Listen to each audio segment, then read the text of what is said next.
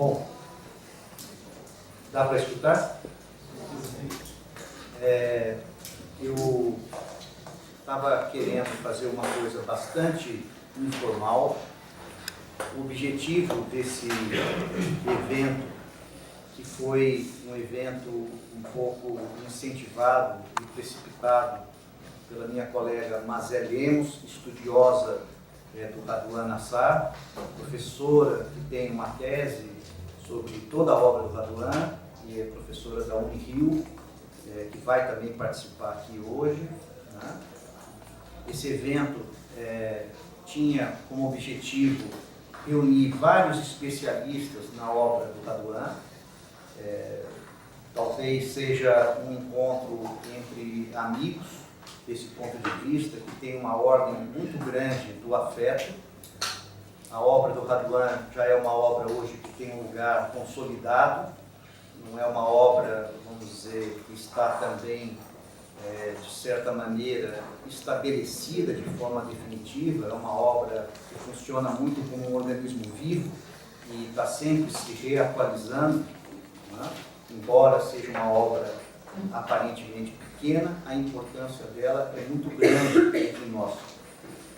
Eu pensei exatamente que a Marilena Chaui seria a pessoa ideal para abrir esse evento. Certamente nós poderíamos ter pensado em outras pessoas que também teriam mérito, vamos dizer, de trabalhar com a obra do Raduan no primeiro momento, como a professora Leila Pegoni Moisés, como o professor Alfredo Bose, e vários outros nomes, como Boris Schneider, pessoas que no primeiro momento em que a obra saiu já responderam a ela de um modo muito, vamos dizer, positivo e receptivo. Mas no caso da Marilena, eu queria, vamos dizer, muito acentuar o aspecto de que a obra do Raduan teve inicialmente uma recepção muito importante entre os filósofos, os sociólogos, pensando em nomes também como Ottaviani, Dante Moreira Leite, não é? Quer dizer, era um fato inusitado, mas foram seus primeiros leitores, o Dante Moreira Leite, inclusive, tendo um papel muito importante de encaminhar os originais de Lavoura à editora José Olímpio, não é? Mas a Marilena, quer dizer, talvez tenha combinado melhor que todos algo que também sempre me interessou bastante ao Raduan, uma dialética entre razão e paixão. E esse ponto seria já mais do que o suficiente pelo fato de ela ter respondido com um texto sobre o livro Copo de Cólera, mas tem ainda um dado biográfico que eu, sem combinar com a Marilena, pensei que mencioná-lo aqui na abertura, né? Que a mãe da Marilena foi professora do Raduan, vamos dizer, na primeira e na quarta série, se eu não estou equivocado, depois a Marilena me corrige, em Pindorama. E o Raduan, mais tarde, dedicou o livro Menina Caminho à professora dele primária. Então, também vasculhando um pouco, vamos dizer, no nosso recurso hoje atual do Google e várias outras semelhanças, a própria Marilena tem um percurso muito parecido do ponto de vista de estudar no primário em Pindorama, no secundário uma parte em Catanduva, e depois terminar o secundário em São Paulo e ingressar na Faculdade de Filosofia. De alguma forma, esse foi o caminho do Raduan, não é? Quer dizer, uma história, então, interessante, que, vamos dizer, revela um pouco da história da Universidade também de São Paulo, com vários outros focos dentro do interior do Estado, que receberam, vamos dizer, desde Araraquara, vamos dizer, o professor Marcos Mazzari, por exemplo, que tem uma presença hoje aqui, mas o professor Antônio Cândido, o professor Davi Arrigucci, de São João da Boa Vista. Quer dizer, isso mostra um caminho de formação que a USP exerceu a partir dos anos 60, desse deslocamento que às vezes a gente lê como nota nos livros de sociologia ou de urbanismo, um pouco sem alma, né? Das migrações para o centro, da capital, mas aqui tem um dado bonito, que vamos dizer, esse é um percurso que foi bem realizado numa universidade que, vamos dizer, as pessoas se formaram e depois se tornaram professores dessa casa.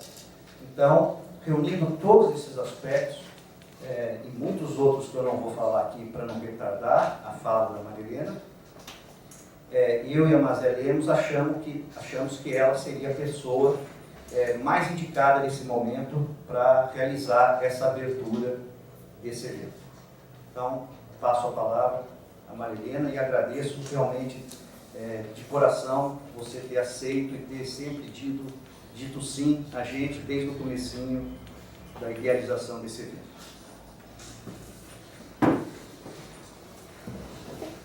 Boa tarde a todas e a todos.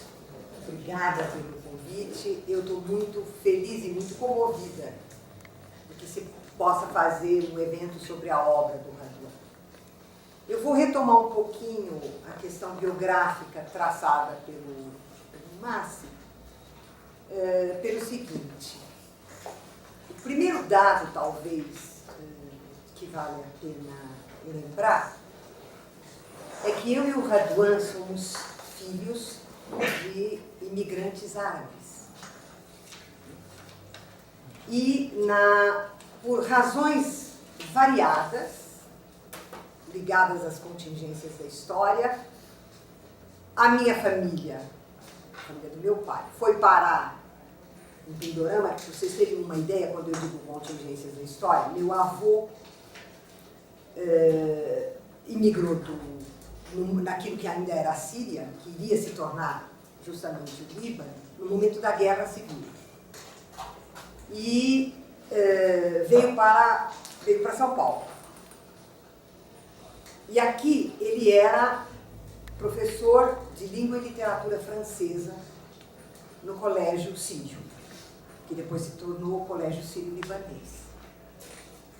E aí houve a Revolução de 24 em São Paulo. Meu avô se sentia perseguido pelas guerras civis. E eles tinham amigos que moravam num lugarejo do interior de São Paulo chamado Pindorama. E esse amigo levou a família do meu pai para lá. E o que havia para os árabes fazerem em Pindorama? Comércio.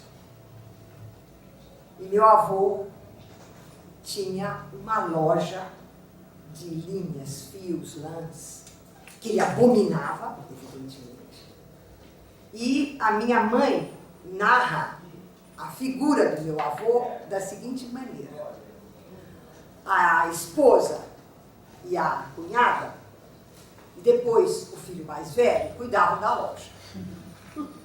Meu avô não punha os pés na loja. Aquilo para ele era a abominação das abominações. E ele lia. A casa era numa rua inclinada e ela tinha uma varanda no alto. Então ele passava as tardes lendo e escrevendo. E à tarde a minha avó dava para ele um chá de folha de laranjeira com mel. E era a hora que minha mãe saía da escola e ela passava por lá e conversava com meu avô. Eu tenho alguns dos cadernos do meu avô, mas estão escritos em árabe. E meu pai, que tinha prometido que ia me ensinar árabe, nunca me ensinou. E eu não sei ler o que está lá. Eu vou dar para alguém para me dizer o que foi que meu avô escreveu anos a fio, quando ele se recusou a ser um comerciante. Mas havia em Pindorama 10 famílias árabes. Uma dessas famílias era a família Nassar. E essas famílias formavam um círculo de amizade e parentesco. Havia os casamentos entre eles. E eu me lembro da primeira festa de casamento que eu fui, e que quem viu o filme Lavoura Arcaica viu como é uma festa de casamento. Foi a primeira vez que eu vi a roda que se formava com os lenços, né, e os homens que cantavam, uma coisa absolutamente deslumbrante. Então, foi nesse ambiente que eu e o Raduan crescemos. a família, o pai do Raduan, de maneira nenhuma recusou a condição de comerciante, ele a levou a sério e achava importante, ao contrário do meu avô. E o Raduan, os irmãos do Raduan e as irmãs do Raduan foram alunos da minha mãe. Mas o Raduan foi um aluno especial, porque minha mãe alfabetizou o Raduan. Ele foi aluno dela no primeiro ano do grupo escolar. E depois, existia naquele tempo uma coisa chamada o exame de admissão, que era o momento em que você passava do curso primário para o curso ginasial. E, em geral, era onde terminava a sua formação. Esse exame de admissão, no imaginário, não sei se brasileiro, no imaginário paulista, tinha o mesmo lugar que hoje tem o exame vestibular. Então, ele era um momento decisivo, ele decidia vidas, esse exame. E Pindorama não tinha o ginásio era em Catanduva. Então, minha mãe preparou o Raduan para o exame de admissão no ginásio em Catanduva. E o Raduan tirou o primeiro lugar. Então, na história da relação do Raduan com a escrita, a minha mãe ocupou esse lugar muito peculiar, muito especial, que foi o início e a conclusão de um processo. E é por isso que ele dedica Menina Caminho à minha mãe. Mas ele dedica Menina Caminho à minha mãe por um outro motivo. Os que são especialistas na obra do Raduan sabem disso, mas os que não são, a história que o Raduan conta ali é uma história verídica. E é dessas histórias trágicas de uma cidadezinha do interior que passa a fazer parte dos anais da cidade. A cidade conta uma série de coisas a respeito de si própria, e uma das coisas que ela conta é essa história, que é uma história terrível. Então, Menina Caminho é essa ida, esse regresso a Pindorama na forma da sua tragédia, e é por isso também que é dedicado à minha mãe. Para concluir, eu quero lembrar que eu e o Raduan acabamos, como o Márcio disse, fazendo um trajeto muito parecido. Né? Porque foi o primário em Pindorama, o secundário em Catanduva e a universidade em São Paulo. Como o Raduan é alguns anos mais velho que eu, ele fez primeiro faculdade de Direito. E no ano em que eu fiz o vestibular para filosofia, ele também fez, ele tinha terminado Direito e ele veio fazer filosofia. E depois de muitos anos, nós não tínhamos nunca mais nos visto. Nós nos encontramos no saguão da Maria Antônia, fazendo filosofia. E o Raduan tinha, com o curso de filosofia, uma relação raduanesca. Ou seja, para a maioria de nós, como era o meu caso, o curso era uma mescla de entrada vigilante e temerosa no Olimpo. E o Olimpo, e havia os mortais que, de uma maneira muito tímida, muito temerosa e muito respeitosa, se achegavam à pequena planície que antecede o Monte Olimpo. Era ali que a gente ia. Era uma coisa respeitosa. O Raduan era de uma irreverência. Ele não tinha o menor respeito por aquilo. Ele fazia uma caçoada sem fim. E o professor preferido dele era justamente aquele que era também a irreverência em figura de gente, que era o professor Cruz Costa. Só para vocês terem uma ideia, havia um manual em francês que os alunos, quando entravam na França, no Brasil, quando entravam no curso de filosofia, tinham que ler. Era o manual do Quevillier, que se chamava em francês Précis de Philosophie. E o Cruz Costa dizia: eu não vou recomendar para vocês, mas eu tenho certeza que vocês vão ler, que preciso de filosofia. Então ele já destruía o livro no título, ele começava assim. Depois ele era um livre pensador, e ele, liberal, e ele tinha uma verdadeira abominação por duas figuras. O padre Leonel Franca, que representava a teologia, e o Instituto Brasileiro de Filosofia do Miguel Reale, que representava o fascismo. E um dos membros desse instituto se tornou heideggeriano e escreveu uma tese de doutoramento. A tese tinha 50 páginas. E o professor Cruz Costa dizia: fulano é um pensador muito profundo. Ele acaba de fazer uma tese sobre o ser doente. Eu acho que doente é ele. Mas ele fez uma tese sobre o ser doente. Então, era isso, professor Cruz Costa. E essa era a figura que interessava ao Raduan. Era com quem o Raduan se sentia em relação. Ele compartilhava com o Cruz Costa a ironia, o humor, a irreverência.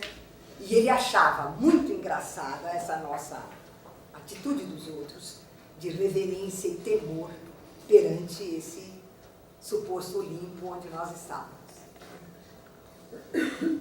Eu quero concluir dizendo que o meu texto é um texto curto, na verdade, é uma resenha sobre o copo de cólera.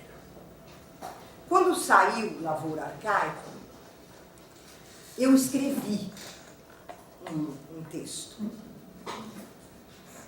Eu nunca tinha feito resenha. E eu não sabia como é que fazia uma resenha. Então eu escrevi um tratado. Tinha 50 páginas de resenha. É quase o tamanho do livro.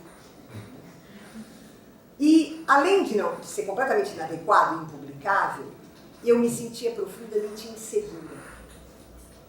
Porque Lavoura Arcaica eu considero uma das obras mais intimidantes que há para ler. É preciso coragem, amor, destemor e medo para enfrentar a Lavoura Arcaica. Então, eu não pude escrever sobre Lavoura Arcaica. Eu não tive capacidade para escrever sobre Lavoura Arcaica. Mas acabei escrevendo sobre o copo de cólera que estava mais ao meu alcance. De todo modo, quando eu penso na Lavoura Arcaica, na Menina a Caminho e no copo de cólera, talvez eu vá dizer uma bobagem que os especialistas depois vão dizer: olha, falou besteira, mas enfim. A percepção que eu tenho é de um escritor trágico no sentido grego do termo. Raduan opera no nível da tragédia. Mas ele opera no nível da tragédia no sentido grego da tragédia, ou seja, com uma função catártica. A obra mergulha você no horror, no temor, no medo metafísico mesmo, para produzir em você uma catarse. Entretanto, o copo de cólera faz isso de uma outra maneira. E acho que foi por isso que eu me senti menos assustada para escrever alguma coisa sobre o copo de cólera.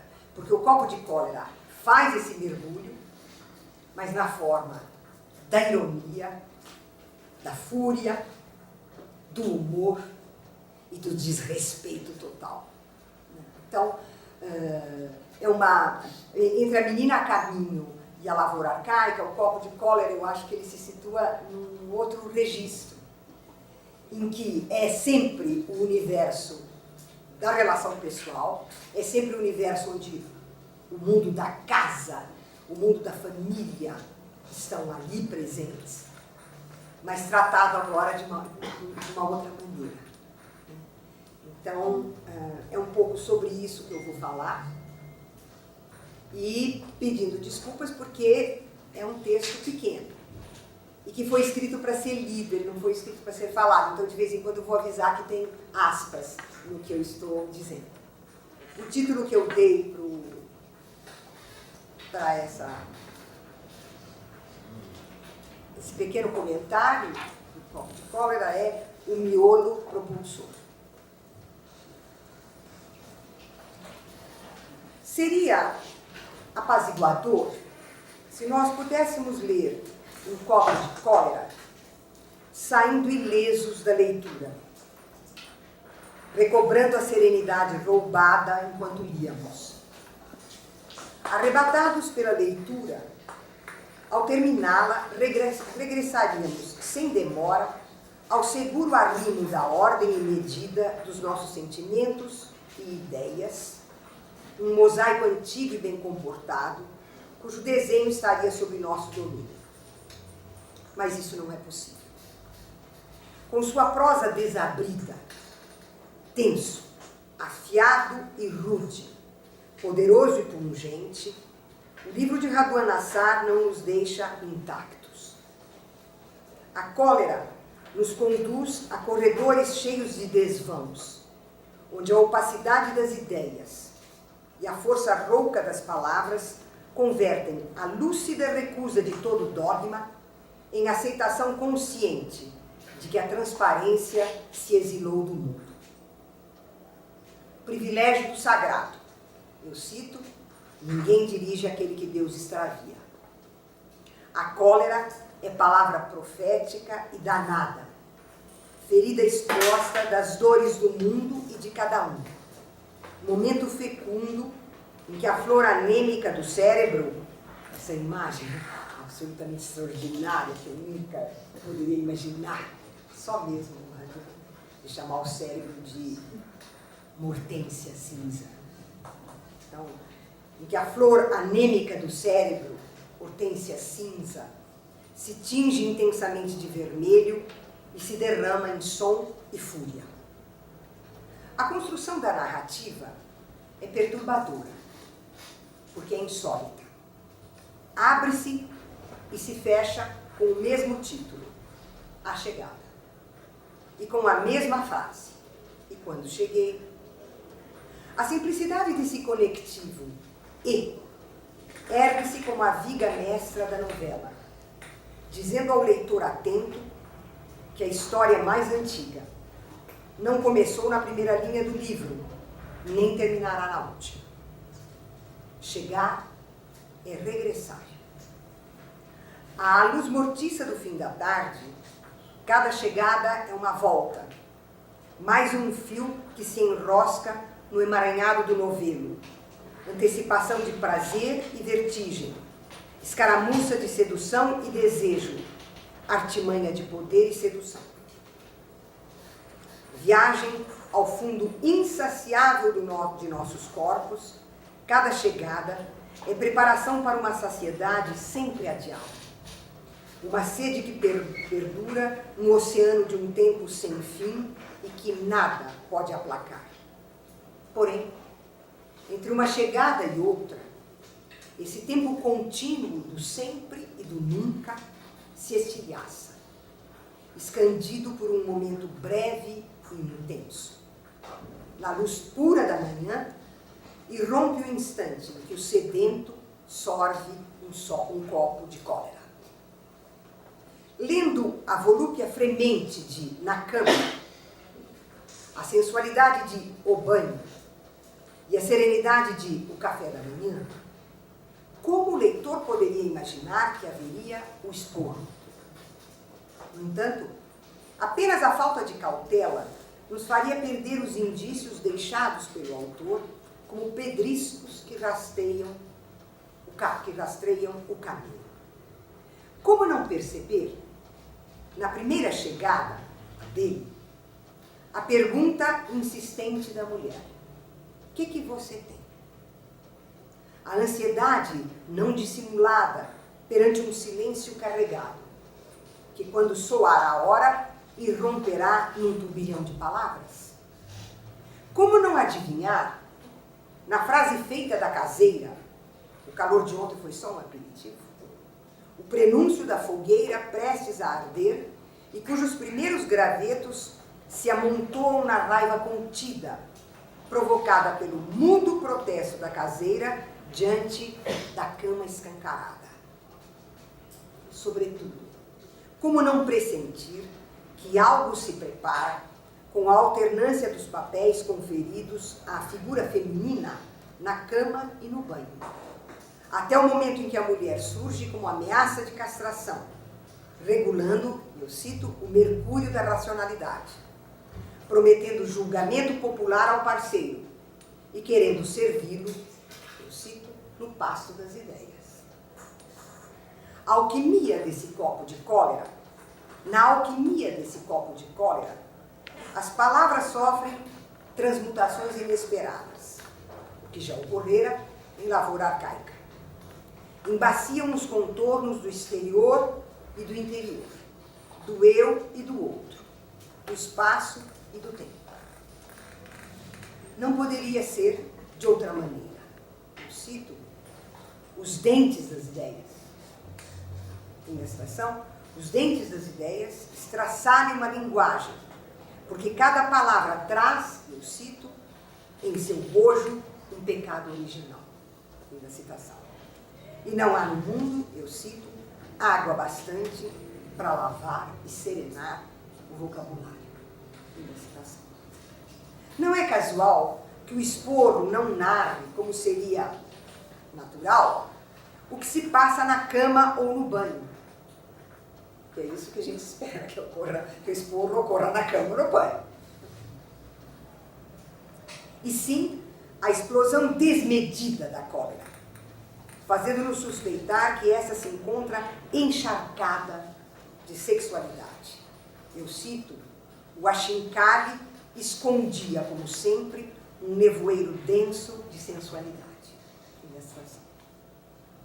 Mas que a satisfação do desejo não há de cumprir-se pelos corpos enlaçados, embora vá até lá, mas fique inacabada, e sim pelo joro torrencial das palavras. Se a causa aparente da cólera é o rombo numa cerca viva devorada por saúvas, e não é por acaso que ele escolhe essa figura, não?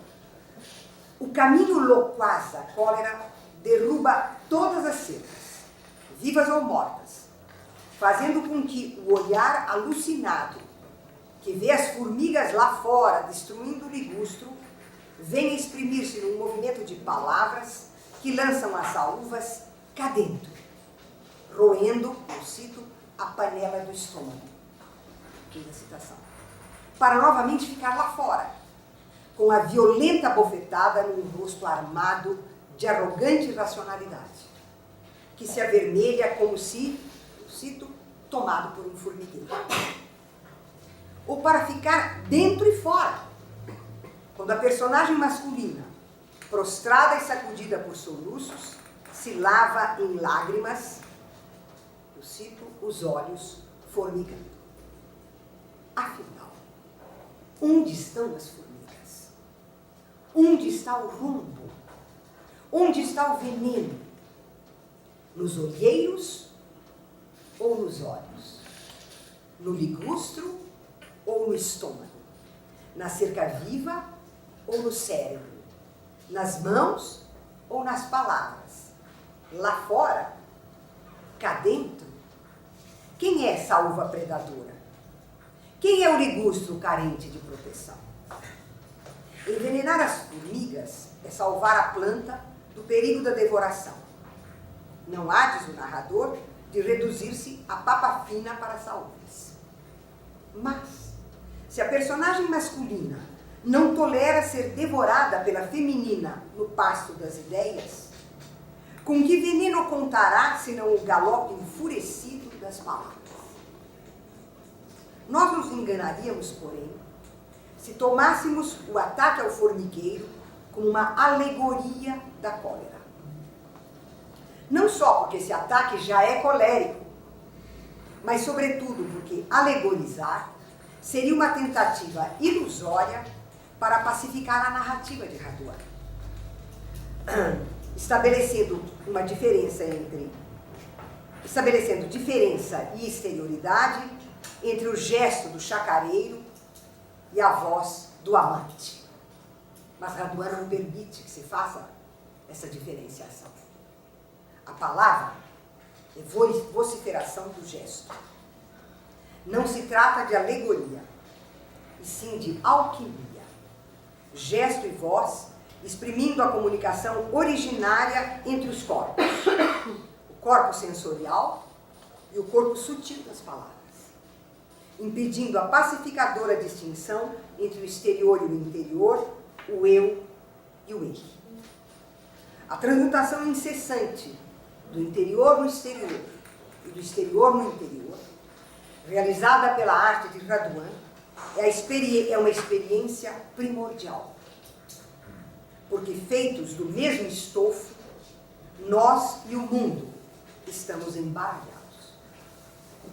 Um copo de cólera põe a nu a vontade de poder e a volúpia da submissão. Seria apaziguante se pudéssemos equilibrar esses dois desejos, repartindo-os entre as duas personagens. Ou se pudéssemos vê-los coexistir numa delas, deixando liberta a outra. Raduan, porém, não nos faz essa concessão. No auge da cólera, ela, eu cito, fêmeazinha emancipada, o vestido de uma simplicidade seleta, lança um irreprimível bicha, à espera de que ele, defensor, citação, do pensamento independente, apanhando a deixa, retruque a altura com um fragoroso puta, ficando o leitor atônito, engolindo em seco a emancipação dela e a independência dele, ao mesmo tempo em que se vê compelido a reconhecer a verdade proferida pela personagem masculina. Eu cito, confesso, que em certos momentos viro um fascista. Viro e sei que virei. Mas você também vira fascista, exatamente como eu, só que você não sabe que virou. Essa é a única diferença, apenas essa. Tem a citação. Amantes, os parceiros são cúmplices. É preciso acercar-se com paciência dessas farpas e presenciar a ininterrupta metamorfose das personagens para apanhar o trabalho secreto dessa cumplicidade. As mãos masculinas, que horas antes percorreram com sensual sabedoria um corpo feminino, dedicadas ao artesanato do sexo e unidas às da mulher, eu cito, num exercício quase cristão, uma citação, são as mesmas mãos que lançam baldes de venenos em formigueiros e que dentro em pouco irão espalmar-se com violência no rosto da parceira. As mãos femininas, que momentos antes, dotadas de ágil ternura no trabalho de lavar o corpo do parceiro, sabemos, logo a seguir, que são mãos de alguém que, eu cito, nunca dava o ar da sua graça nas áreas de serviço lá da casa, se fazendo atender por mim na cama ou pela caseira no terraço. Embora gostasse de tagarelar, eu cito, democraticamente com gente do povo, que era, por sinal, uma das suas ornamentações prediletas. Aqui na citação. Porém, esse que assim fala é exatamente o mesmo que se volta esbravejando contra os serviçais indefesos. Eu cito, eu não quero ver a senhora na casa, nem ele, marido da caseira, na minha frente. A senhora está entendendo? Portanto, ele que acabou de descrevê-la, né, com o ornamento democrático, porque ela é uma fascista, ele é um fascista. Né? Arrastado pela rigorosa lógica da cólera, que é clarividente e é cega. Ao leitor não é dado escolher entre as personagens. Ou capta a cumplicidade que as une na ambiguidade do macho narcisista capaz de discurso libertário e da fêmea emancipada capaz de medo e de ternura, ou não penetra na medula dessa obra, perdendo o seu miolo propulsivo. Com avanços e recuos, ataques e defesas, fintas e estocadas precisas, a dramaticidade teatral que arrebata os comparsas vai paulatinamente desvendando os temores ocultos das duas personagens. Ele teme a submissão aos dogmas. Eu cito, a margem é a minha graça. Fim da citação. A condição dos, eu cito, filhos arrependidos da pequena burguesia. Fim da citação. Que hesitam entre as alturas e a rudeza do chão.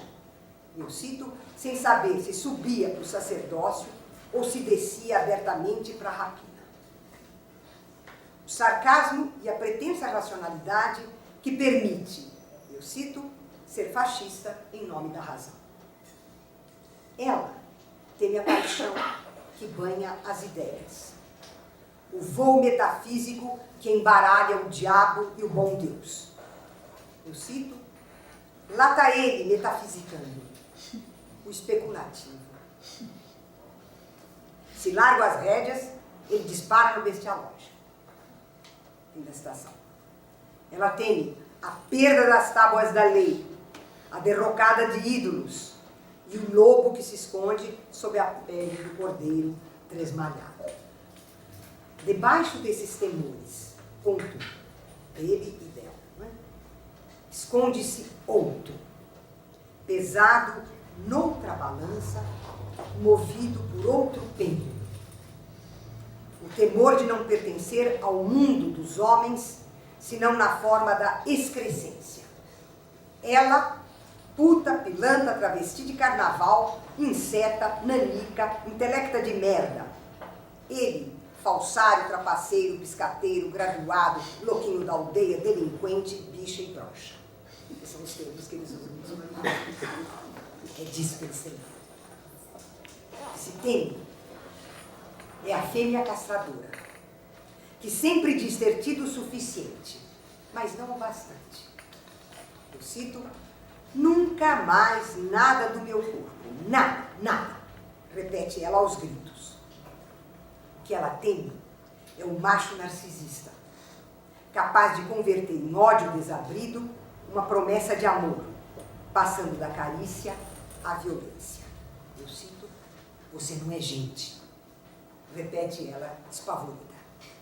E, no entanto, suprema arte de Raduan, esses temores são os elos da cadeia desejante que clandestinamente acorrentam os dois amantes. Eles estão presos um ao outro, não malgrado o que eles temem, e sim graças ao medo primordial. O corpo e a palavra de cada um assegurando a humanidade do outro. Extraviar-se, diz a personagem masculina, é querer a orfandade deserdada, o risco da liberdade.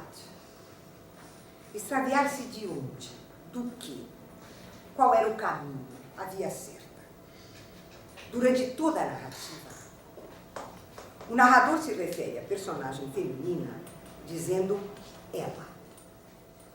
Vindo o turbilhão da cólera, sozinho, depois da partida da mulher, exausto, eu cito, no meio daquela quebradeira, de mãos vazias e boca emudecida, o narrador recomeça. Eu cito, e foi, de repente, cair pensando nela. O leitor imagina que o narrador, ainda uma vez, volta-se para ela, a mulher que acaba de partir. E não pode evitar a surpresa ao perceber que, ao pensar nela, o narrador vê, eu cito, no abandono recolhido da sua casa, àquela hora do café, certamente já sentada de lado, que era assim que ela ficava depois de concluir o austero jejum, os olhos pregados no passado, desfiando horas compridas a sua viuvez provecta. Fim da citação. Quem é ela? A mãe. Eu cito, depositária de um patrimônio escasso. Fim da citação. Mas, delimitando tudo, eu cito, num círculo de luz contraposto com rigor à zona escura dos pecados. E cuja lição maior era ensinar que um filho só abandona a casa quando toma uma esposa, levando uma outra casa para ir procriar, levantando uma outra casa para ir procriar seus filhos e trabalha para o sustento da família. Graças a ela, o narrador sabe que, eu cito, era, pois, na infância, que se localizava o mundo das ideias, acabadas, perfeitas, incontestáveis, e que eu agora, na minha confusão, mal vislumbrava através da lembrança. Fim da citação. É com relação a ela que o narrador se extraviou. Saiu do círculo de luz. Eu cito, de olho no policial da esquina e nas orgias da clandestinidade. Fim da citação. Embaralhou virtude e pecado. Deixou na infância o mundo das ideias incontestáveis. Não tomou esposa, não construiu uma casa e não procriou. Exilou-se. Escolheu a orfandade deserdada. E claustro é a palavra com que ele nomeia a sua morada quieta. Mas é aqui, na ambiguidade do pronome ela, que alcançamos o miolo propulsor da narrativa e compreendemos o verdadeiro sentido do conectivo e cheguei, com que se iniciam as duas chegadas e o retorno memorioso à mãe. Porque no retorno memorioso à mãe, o E ressurge. E caiu pensando. A maestria do escritor, ao narrar pela segunda vez a chegada, nos deixa sem fôlego. Tornando-se narradora, é ela quem agora, ela, não a mãe, ela, quem agora toma a palavra. Eu cito, deitado de lado, a cabeça quase tocando os joelhos recolhidos, a posição é claramente fetal, né? Ele dormia. Não era a primeira vez que ele fingia esse sono de menino. E nem seria a primeira vez que me prestaria aos seus caprichos. Pois fui tomada, de repente, por uma virulenta vertigem de ternura, tão súbita e insuspeitada, que eu mal contia o ímpeto de me abrir inteira e prematura para receber de volta aquele enorme feto. Nós estamos curtindo, portanto, dentro do quadro clássico do Eduardo, nós estamos vendo a tragédia. É um incesto. Porque ela, personagem, se sente como ela. Porque ela deseja receber de volta o fruto dela, ele se extraviou, sem jamais ter partido. Partiu-se entre ela e ela. Exilou-se nela. E por isso mesmo precisa da cólera contra ela. Cólera que não sem clarividência, ele chama de trapaça e ela chama de catarse. Diria Freud, de nobis fabula narrator. Obrigada.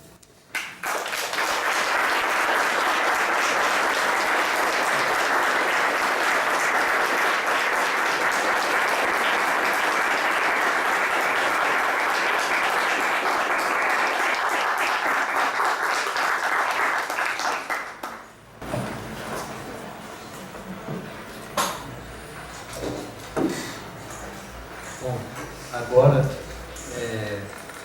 como sempre, a gente cultiva o hábito de dar a palavra a ela, a ele, né? Quem quiser fazer alguma pergunta, nós abrimos, então... Ou quem quiser falar mesmo, né, Márcio? Quem quiser falar.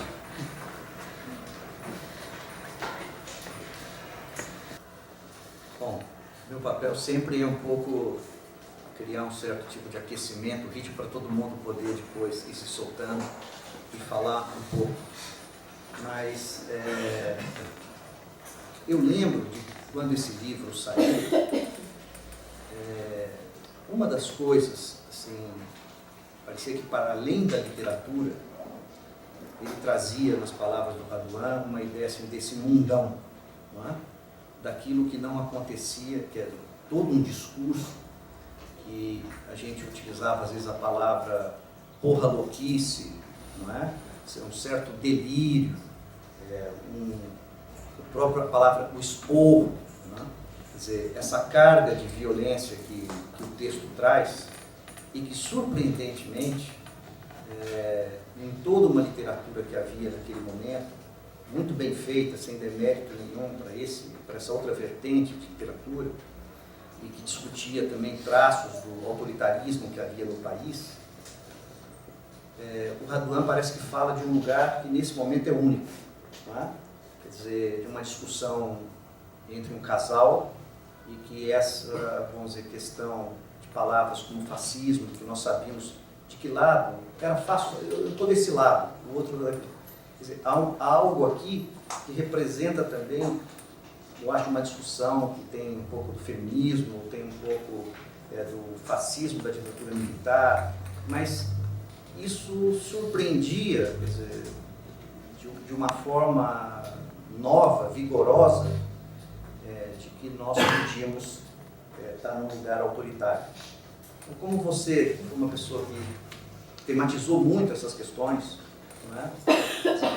Eu diria, se você poderia falar um pouquinho do que há, claro, você já falou bastante, seria até um abuso, mas assim, talvez dentro desse contexto de época, pensar uma mulher, vamos dizer, jovem, lendo aquele texto e sabendo que ela estava do lado certo da história, como era essa representação, esse teatro que o texto encena?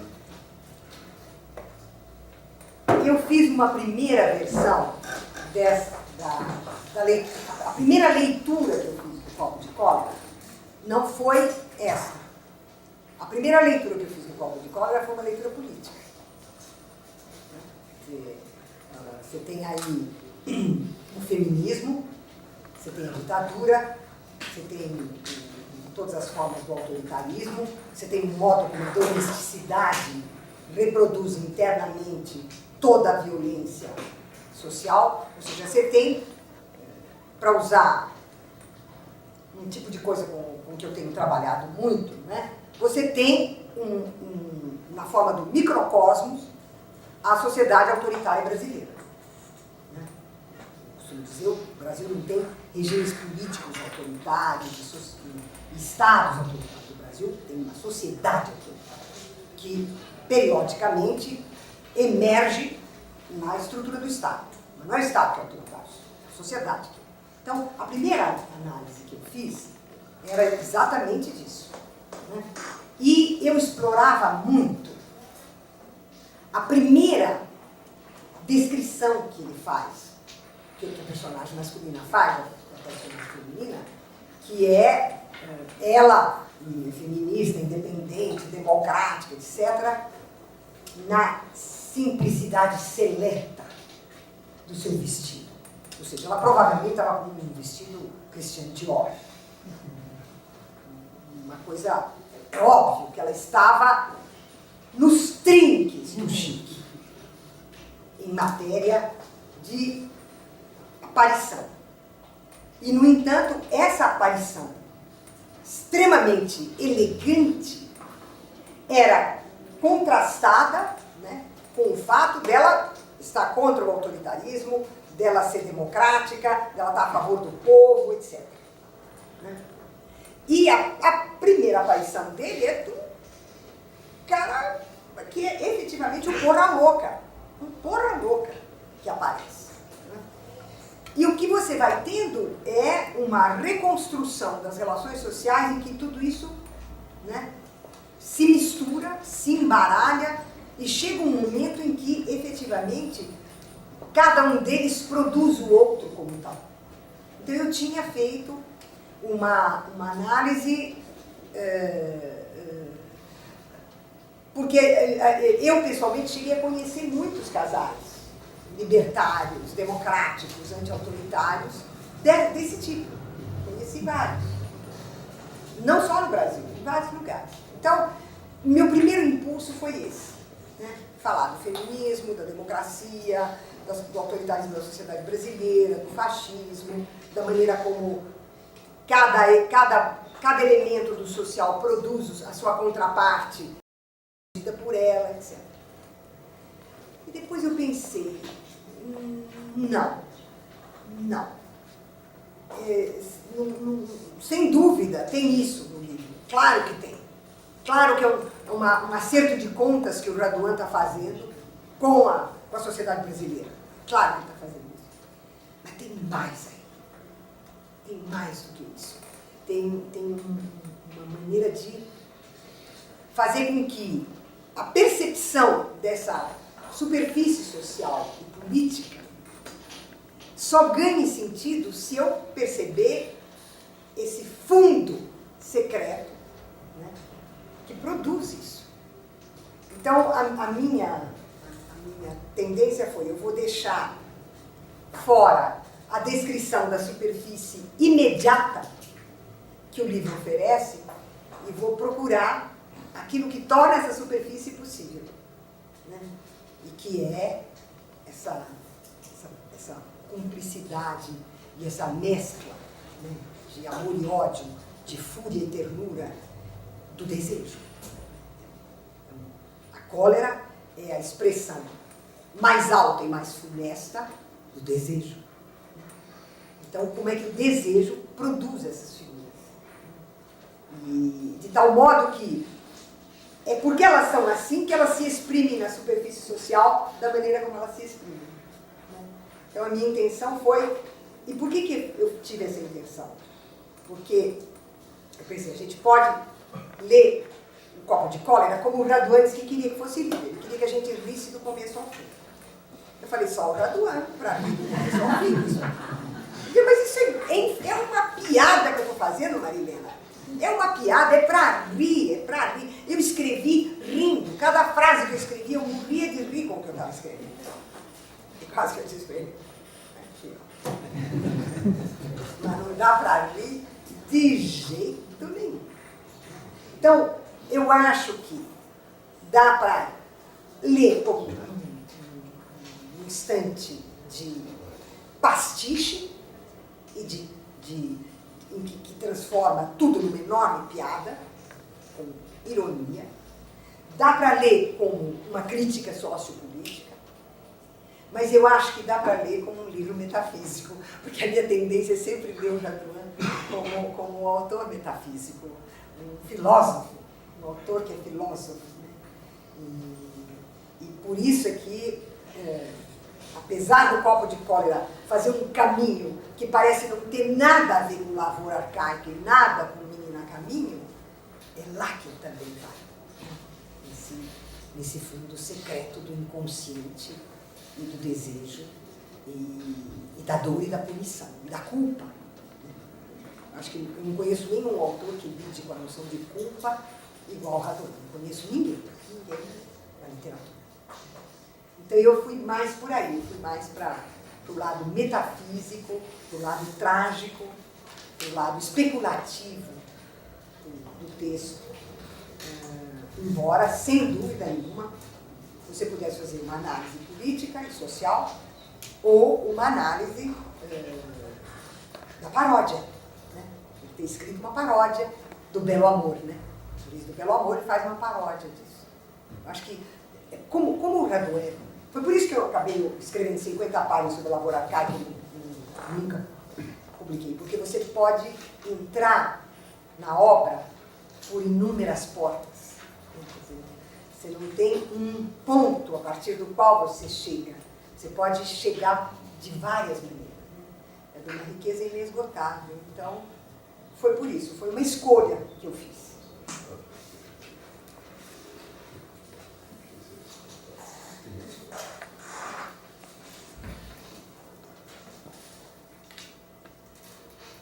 Por favor. Eu acho que você tem que falar no microfone porque eles estão gravando.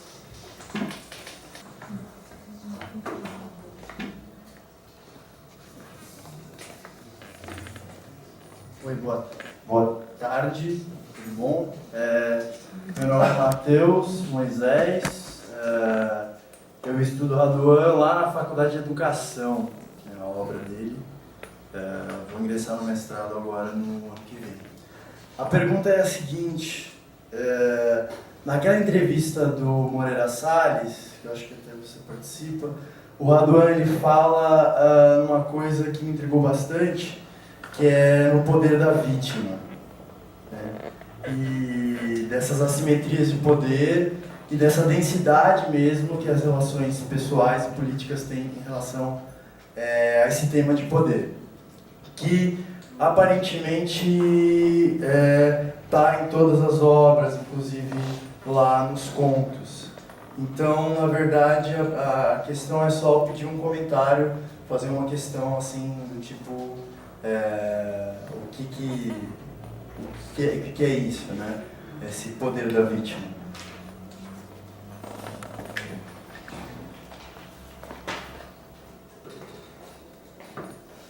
Isso está ligado ao que eu acabei de dizer, que ele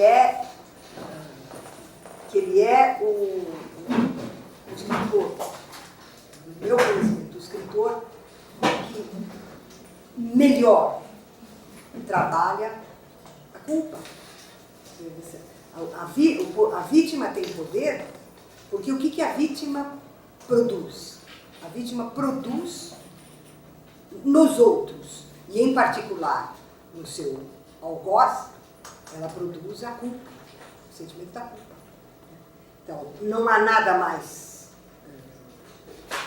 aterrorizante, mais destrutivo, mais poderoso do que produzir no outro o sentimento da culpa. E é isso que a vítima faz. A fragilidade da vítima é, na verdade, o poder supremo que ela tem. Porque é na qualidade de vítima, né, que ela produz no outro o sentimento do irreparável. E o outro não vai fazer senão tentativas incessantes de reparação. Reparar dessa maneira, reparar pelo exílio, reparar pela fuga, reparar pelo sexo. Você pode encontrar no Raduan milhares de formas de reparação. Só que é irreparável. Irreparável. Sobretudo porque, como ele está lidando com o fundo primordial, ele está lidando com o incesto. As diferentes formas do incesto. Nessas 3 obras. Né? A condição da vítima é divinamente poderosa e uma situação em que a culpa nunca vai poder ser redimida. Não tem como redimir essa culpa. É por isso que a figura da vítima é complicada. Ela é muito mais complicada do que a do algoz. O algoz é transparente. Você sabe que ele faz isso, por aquilo, por aquilo. A vítima não. Porque a vítima não faz nada. E é ao não fazer nada que ela faz tudo. Ela produz a culpa. Pelo menos é assim que eu vejo na obra do Raduan.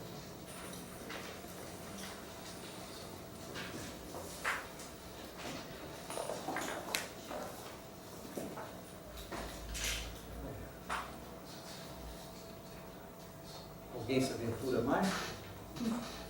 Posso fazer mais perguntas? Uma coisa que me intriga nesse texto,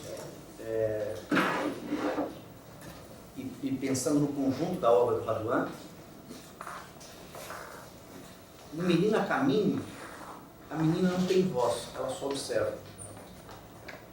No Lavoura Arcaica, a Ana não fala praticamente. Ela também não é a voz forte.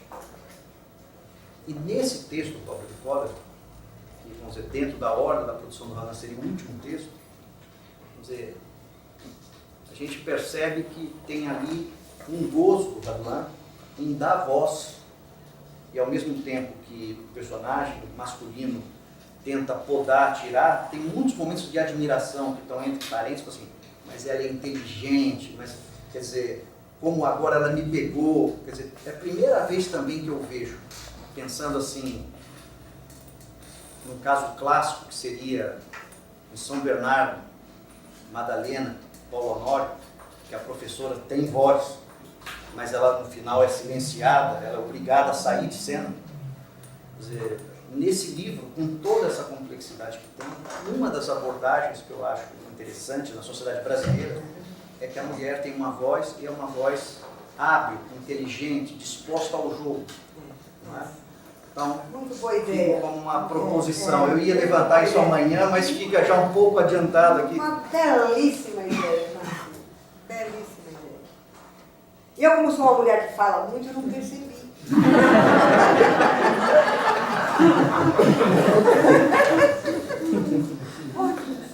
Belíssima ideia. Mas eu lembro que muitas vezes, em entrevistas que você vivenciou, que está presente, eu lembro muitas vezes que isso era uma surpresa para os interlocutores masculinos, não é? E eu lembro, se não me lembro, estou enganado, era um programa no TV Bandeirantes, que era um programa de entrevista, e acho que estava, alguma das pessoas falou que você era bonita, Fernando Henrique. e você falou assim, por que não falar que eu sou inteligente, né? Quer dizer, por que sempre com a mulher, os homens aqui falam, você é bonito, falam assim, você foi inteligente. Então, acho que aqui, de alguma maneira, o Raduan, que é muito contestado, às vezes, por parecer um autor contra o feminismo, não deixa de ser surpreendente que ele faça esse trabalho. Não é? Ele introduza dentro da própria estrutura do discurso. E a mãe que fala, ela, no meu texto, essa ela é com L maiúsculo, com I maiúsculo. Né? Tem a ela com M minúsculo, que é a personagem, e ela, que é com I maiúsculo, que é a mãe, né?